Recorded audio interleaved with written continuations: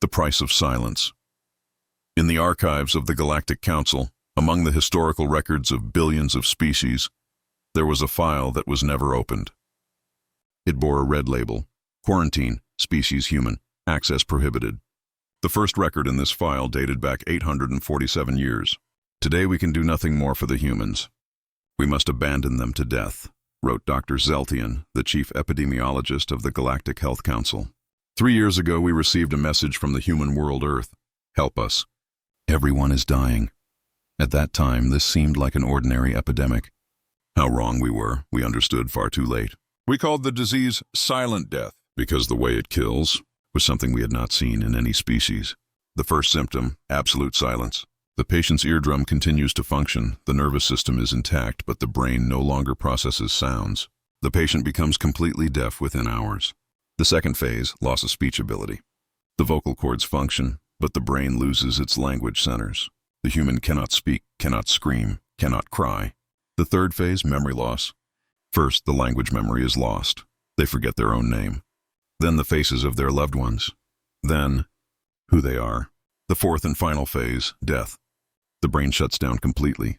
The process from beginning to end takes an average of 12 days. And the only thing we could do until now was watch. 3 years ago, there were 7.2 billion humans. Now 340 million remain. And the disease continues to spread. The Council's decision: the human system will be placed under quarantine. No ship may enter or leave. Until the disease is under control, humans will remain isolated. But the truth is, the disease cannot be controlled. It is not viral, not bacterial. It is a genetic collapse. Human DNA is destroying itself. Why does it do this? We don't know. How can we stop it? We don't know. Does evolution work like this? No, it does not. This is not natural. This is something else.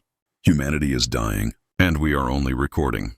847 years later, in Galactic Standard Year 3694, the quarantine ship Silent Watch had been floating in the same position in Earth's orbit for decades. The crew consisted of scientists from various species, Zelthi biologists, Voreen physicists, Krell historians. Their task was simple: observe a dead planet. But that morning, the screen of sensor technician Krell Vix went wild. This is impossible," murmured Vix, his 6 eyes wide open in shock. The ship's commander, Captain Thel of the Voreen species, rushed to him. "What have you found?" "Life signs. On Earth's surface." Silence. "Check it," said Captain Thel calmly. "It must be an error. I've checked 3 times. The biosignal is clear. A single biological signature. Coordinates, near Old Sydney, in an underground structure." Captain Thel couldn't believe it. "Humans went extinct 847 years ago. How could any living being—" "Wait," said Vix again. "There's something else. A radio signal, in Old English, running on loop." "Translate it." The ship's artificial intelligence translated the signal. "My name is Dr. Elara Vance. I am the last human. If you are hearing this, please come. You are not alone." The quarantine protocol was clear. Landing on Earth's surface was forbidden. But after 847 years without life signs, now someone was calling. An urgent message was sent to the Council. The response came within 6 hours. Approved. Prepare a research team. Full quarantine measures. The disease may still be active. The research team consisted of 3 people: Dr. Zevik, a Zelthi biologist and disease specialist, Commander Joran, a Voreen security officer with armed protection, and Technician Vix, a Krell engineer and electronics specialist. All 3 wore quarantine suits, heavy equipment that ensured biological sealing and could be controlled externally. When the landing craft entered the atmosphere, the sight of Earth was deeply moving for everyone. In the oceans there were no algae. The forests were dead. The cities were not overgrown by nature, because there was no nature either. Everything was empty. "Nothing lives here," said Dr. Zevik, amazed. "Plants, animals, microorganisms. None of them exist." "Did silent death only kill humans?" asked Vix. "No," said Zevik. "According to the records, the disease was species-specific. Only humans should have been affected. But look here. The entire ecosystem has collapsed." The landing craft reached the coordinates, the entrance to an old subway tunnel. It was surrounded by destroyed buildings, but the tunnel entrance was clean, as if someone regularly entered and exited. "The signal comes from here," said Vix, looking at his scanner. 250 meters deep. The team entered the dark tunnel. The further the tunnel led, the darker it became, but the team's suits offered infrared vision. After 100 meters, the walls changed. It was no longer the old subway, but a modern security corridor. "This is professional construction," said Commander Joran, preparing his weapon. "Military class." The deeper they went, the more technology they encountered. Automatic doors that no longer worked, dead biometric scanners, silent security cameras. "This is a bunker," said Vix. "Must be from the pre-war era." But when the corridor ended, what lay before them was a sight they never expected, an enormous underground city. The ceiling had been illuminated with artificial sun simulations, now dark. Buildings, streets, parks, everything was here. The last remnant of human civilization, 300 meters below ground. "How many people lived here?" asked Joran. "According to the records," said Dr. Zevik. "In the final phase, about 200,000 people gathered here. They hoped they could escape the disease underground. But they couldn't escape," said Vix quietly. They walked along the streets. In the houses were skeletons, some in their beds, some in the streets, silent and motionless. "The signal comes from here," said Vix, stopping in front of a large building. At the entrance, it said in English, "Research Center. No entry without authorization." They entered the building. The interior of the building was a labyrinth. Corridors, laboratories, archive rooms. Everything was dusty. But on the deepest level, in a room, there was a light on. When the team approached the door, Commander Joran raised his weapon. "Be careful." The door opened. The sight inside shocked them. In the center of the room was a cryogenic pod, a transparent glass capsule with a frozen human inside. But this was not just frost. Around the capsule were sophisticated machines, screens, and above all, an active AI system. The text on the screen read, "System status active. Subject Dr. Elara Vance. Cryosleep duration 847 years, 3 months, 14 days. Wake protocol. Strangers detected. Initiating." "Stop!" shouted Dr. Zevik. "Don't touch the system." But it was too late. The pod's screen flickered, and the ice inside began to melt. The team watched in amazement. After a 3-hour wake process, the capsule opened. Out came a middle-aged woman. Curly brown hair, a thin body, and the most striking feature, her eyes glowed. Literally, in her pupils was a metallic gleam. Dr. Elara Vance stood up with trembling legs, looked at the team and opened her mouth, but no sound came out. She put her hands to her throat and tried again. Again silence. Then they understood. She couldn't speak. Dr. Elara Vance did not panic. She knew this would happen. She went to a nearby table, picked up a tablet, and began to write. 847 years. My God, too long. I slept too long. Dr. Zevik stepped forward and activated his universal translation device. Dr. Vance, I am Dr. Zevik. We come from the Galactic Health Council. How did you survive? Elara wrote slowly. I didn't survive. I died. Then I rebuilt myself. This sentence surprised the team. What do you mean? Asked Vix. Elara pointed to her eyes. Then she rolled up her sleeve. Under her skin, metallic veins were visible. I am no longer fully human. Half machine, half organic. Silent death killed me. But before I died, I uploaded myself. You uploaded your consciousness? Said Joran, astonished. This technology, we didn't have it, wrote Elara, but I had to find it. Because if I died, the truth would end. Dr. Zevik asked curiously. What truth? Elara looked at them for a long time. Then she wrote, Silent death was not natural. Someone killed us. Elara led them to the laboratory. There, on the walls, were hundreds of screens, all full of data. Elara pressed a button and the screens came to life. My name is Dr. Elara Vance. I am a neurogenetics specialist.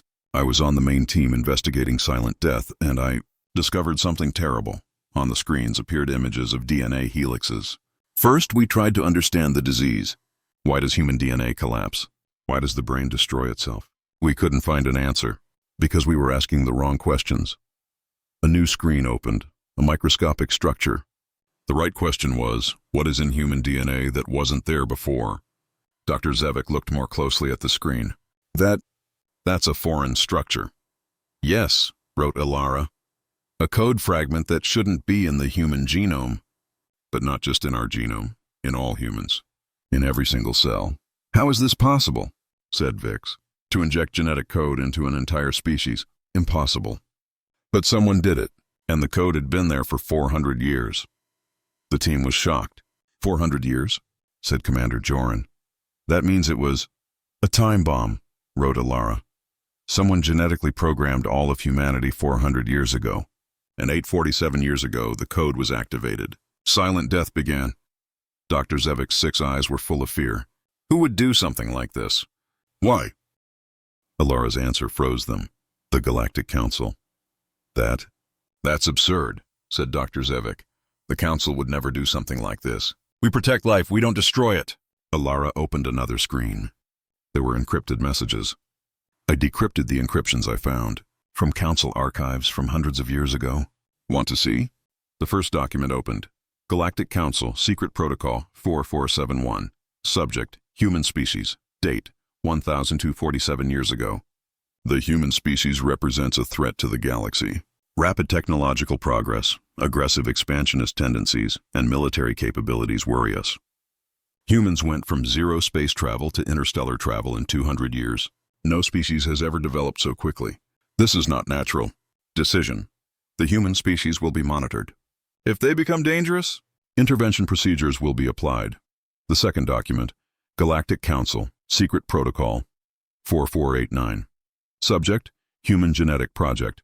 Date, 1,000 years ago.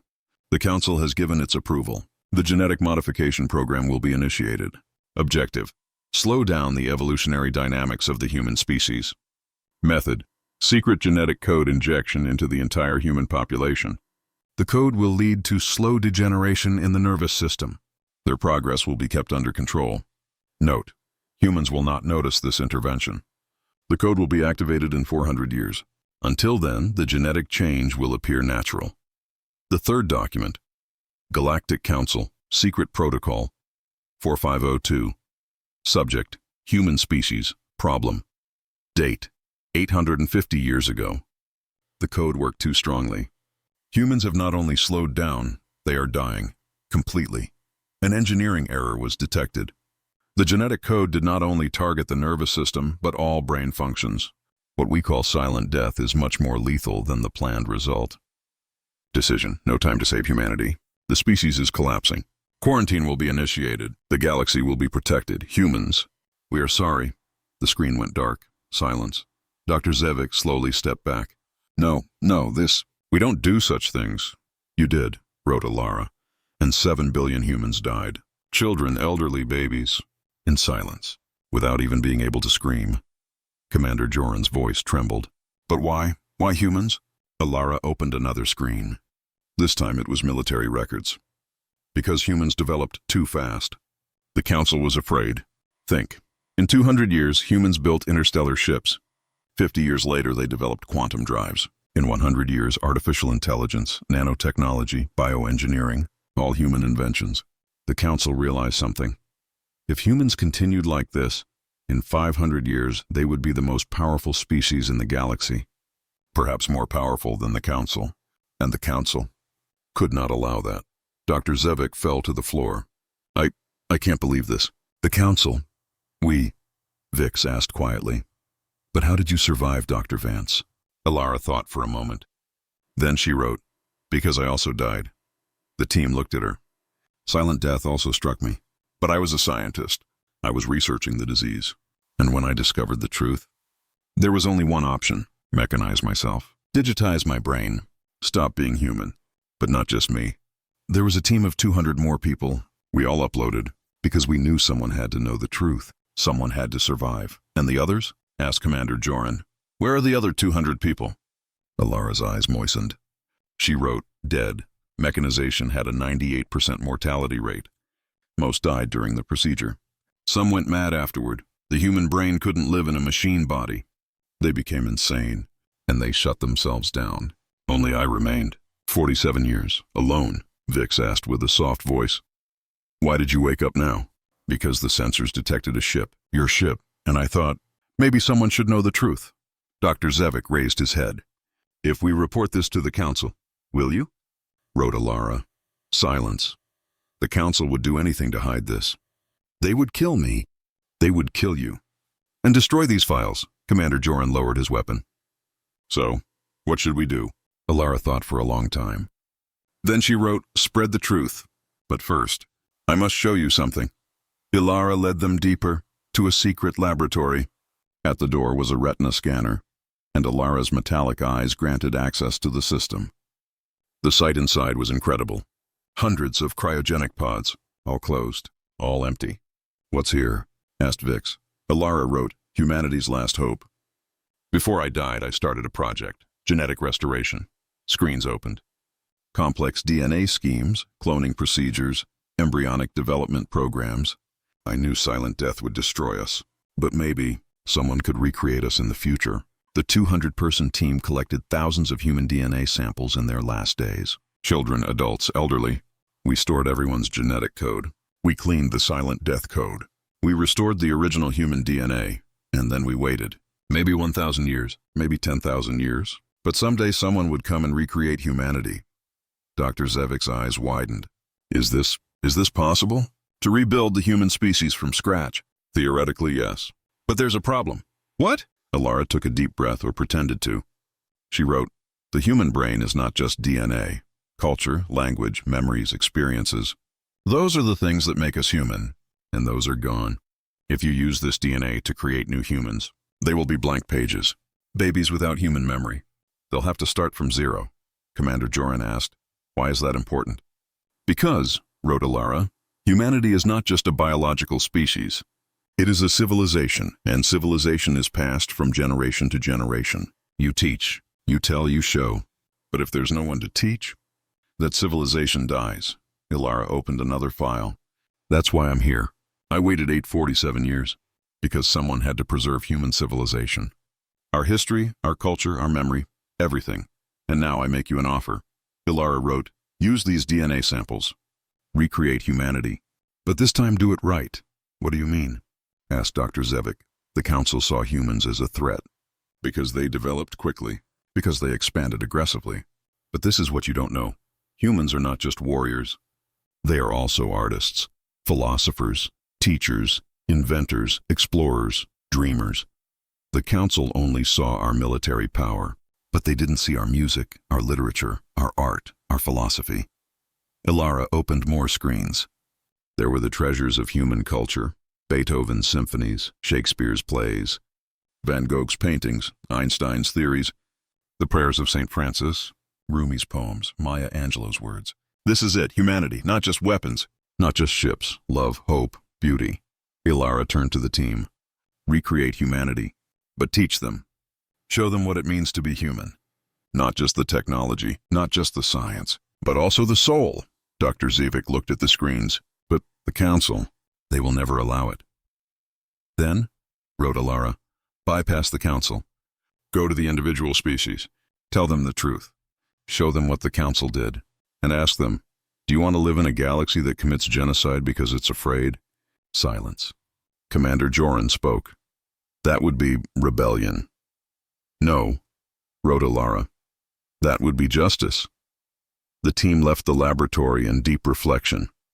They had three choices: report to the Council and erase Elara's testimony, do nothing and act as if they had found nothing, or tell the truth and change the galaxy forever. That night, back on the ship's silent watch, Captain Thel called an emergency meeting. The entire crew was present. Dr. Zevik stood up. "We found something on Earth, something that changes everything." He showed the records, the encrypted documents, Elara's proof, the entire truth about silent death. The crew was speechless. Technician Kral, a Zelthi engineer, stood up. "If this is true, then the Council is a murderer." "Not just that," said Dr. Zevik. "The Council is a tyranny. It decides which species can live and which must die, based on fear." "But what can we do?" asked another crew member. "We're just one ship." Commander Joran responded, "A ship with the truth. And the truth is more powerful than any weapon." Captain Thel stood up. "Then let's vote. All those in favor of telling the galaxy the truth, raise your hand." One after another, hands were raised. All of them. No exceptions. "Then," said Captain Thel, "the rebellion begins." The news spread quickly. Not through official channels. The Council would have blocked them immediately. But through personal networks, from scientist to scientist. from ship to ship, from world to world. The truth about silent death, the documents, the evidence, Elara's testimony. Within a month, millions knew. Within 3 months, billions. The Galactic Council tried to deny. Fakes, they said. Conspiracy theories. But the documents were real. The encryptions were legitimate. The DNA analyses were verifiable. The truth could not be suppressed.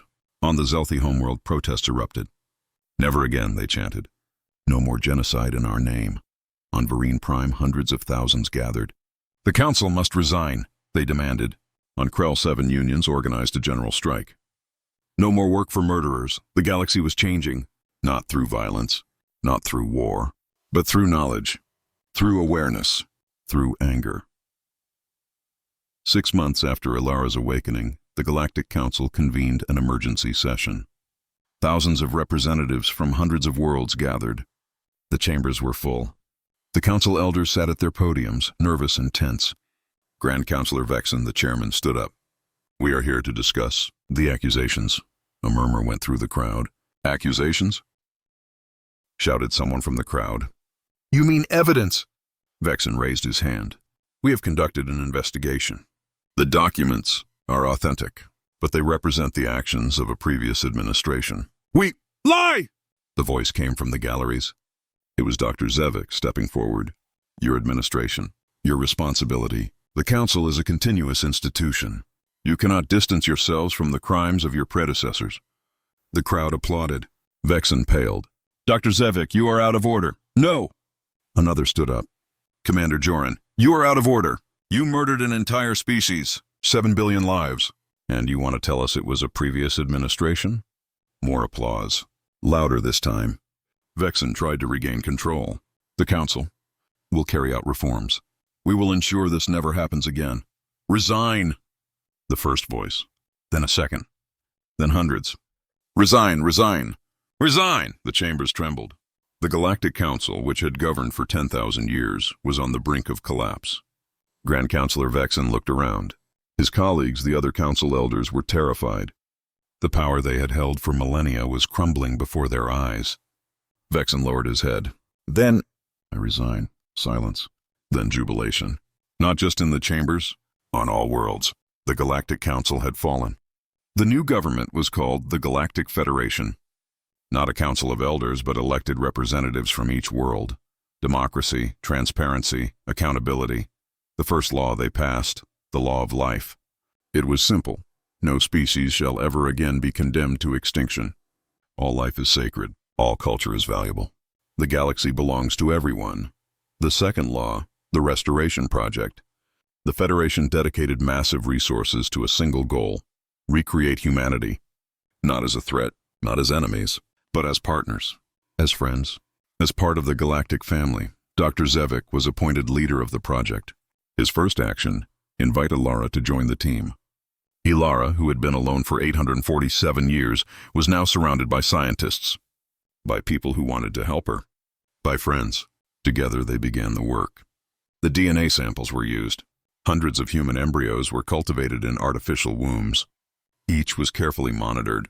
Each was treated with love. The first human babies were born 3 years later.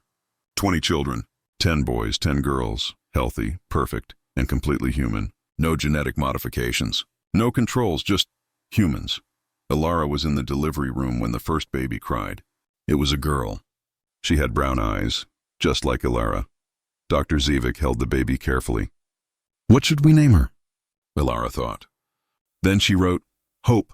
Her name is Hope, because she is our hope. The baby, Hope, was presented to the public. Millions watched as Dr. Zevik held her up. This, he said, is the future, not just of humanity, but of the entire galaxy. Proof that we can learn from our mistakes, that we can be better. The crowd cheered. But then someone asked a question. Who will raise these children? Who will teach them what it means to be human? Elara stepped forward. She couldn't speak, but she had a tablet. She wrote, I will, and I need help from all of you. Humanity is not just a species. It is an idea. The idea that we can be better, that we can dream, that we can hope. And this idea belongs to the entire galaxy. Dr. Zevik added, we will build a school. A human school, but not just for humans, for all species. where we learn together, where we grow together, where we create the future together. The school was called New Earth Academy. It was built on a neutral moon, far from political centers. The campus was beautiful. Gardens, libraries, laboratories, art rooms, music studios, everything that represented human culture, but also spaces for other cultures, Zelthi meditation chambers, Vorian combat training halls, Krell tech workshops. The school was a melting pot. The first 20 human children grew up there, surrounded by teachers from all species, learning about Beethoven and Bach, but also about Zelthi harmonics and Vorian rhythms, reading Shakespeare and Tolstoy, but also Krell epics and Novari poems. They learned that humanity was not isolated. It was part of something greater. Elara taught personally. She couldn't speak, but she could write, and what she wrote became the foundation of a new philosophy. "You are human," she wrote one day on the board. But what does that mean? It doesn't mean you are better. It doesn't mean you are stronger. It means you have the ability to ask, why, how, what if. You are questioners, dreamers, creators, and that is your strength. The children grew quickly. At 10 years old, they could understand quantum physics. At 15, they created their first art exhibition. At 20, they led the graduation ceremony of the first generation of New Earth Academy. Hope, the first reborn human child, stood at the podium. She was now a young woman, strong, intelligent, compassionate. She spoke in English, but universal translators carried her words to the entire galaxy. "I am here because billions died. My ancestors, my species, they died because someone was afraid of what they might become. But I am not here for revenge. I am here to show that fear was unfounded. Yes, humans develop quickly. Yes, we are curious. Yes, we are ambitious. But we are also loving. We are also compassionate. We are also willing to learn. My generation, the first new generation of humanity, carries a responsibility, not just for ourselves, but for the entire galaxy. We must prove that different species can work together. That diversity is strength. That the future is shared."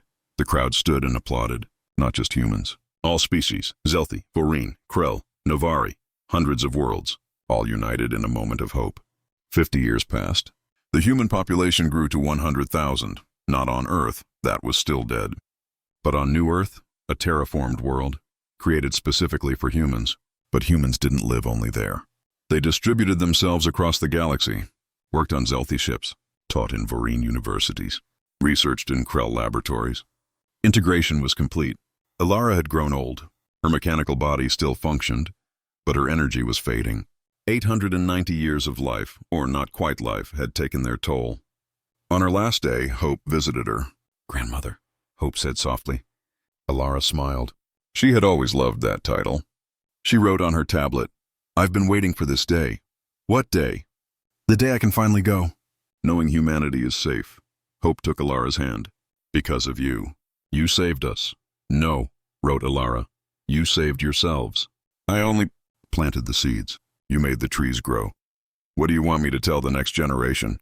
Elara thought for a long time. Then she wrote her last words. "Tell them that life is sacred.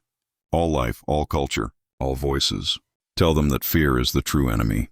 Not other species, not differences, but fear of the unknown. And tell them that humanity survived, not by strength, but by hope." Elara closed her eyes. Her mechanical heartbeat slowed. Then, silence. Hope cried. But she knew Elara was at peace. The funeral was held on Earth, not in the dead underground city, but on the surface. The Galactic Federation had decided to make Earth a monument, a memorial, a reminder of what had happened, and a commitment that it would never happen again. Elara's body was buried in a simple grave, next to the graves of the 200 scientists who had died with her. Their sacrifices, their friends.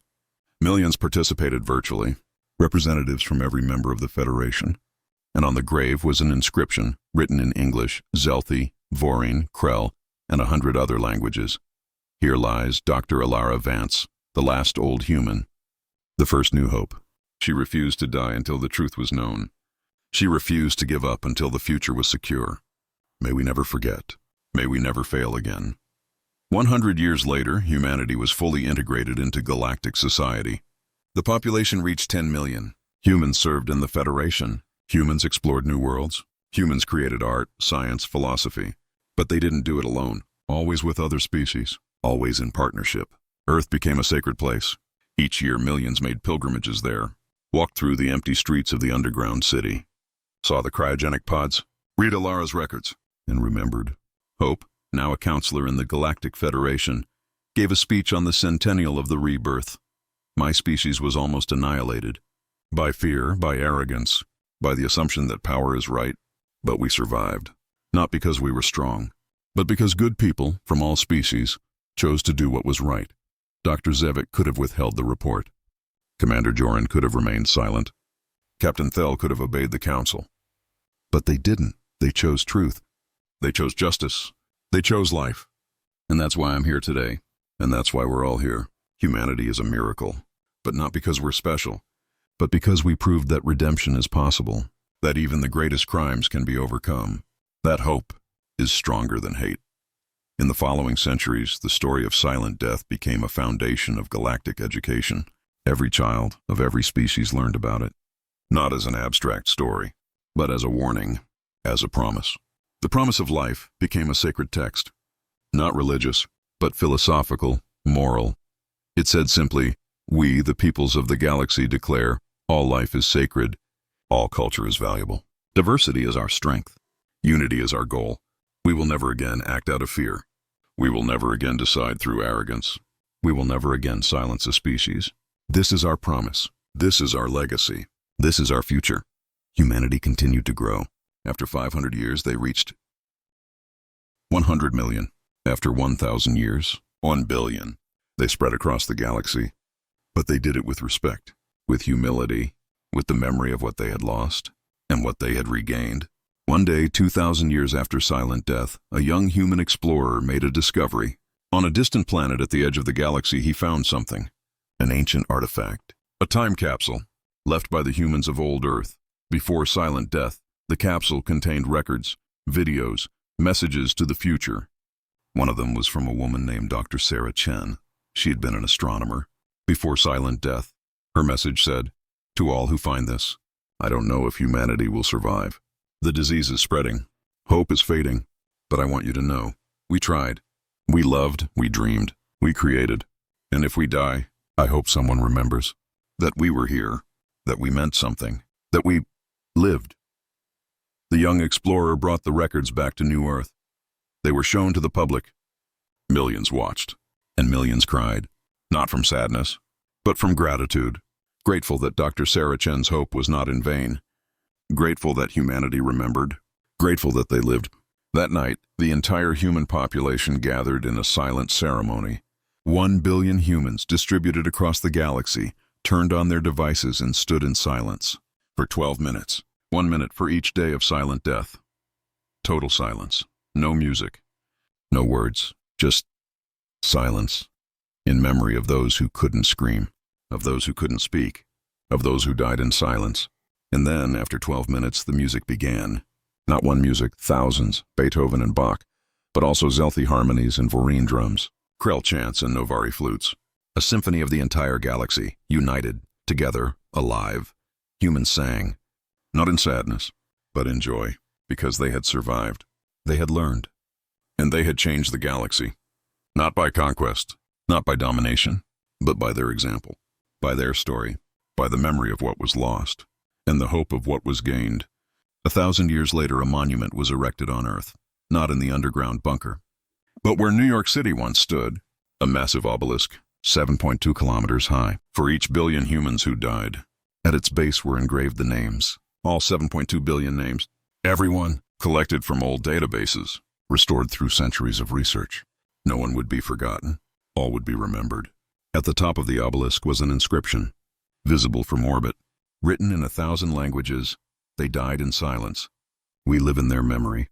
May their silence never let us forget. Every voice counts. Every life counts.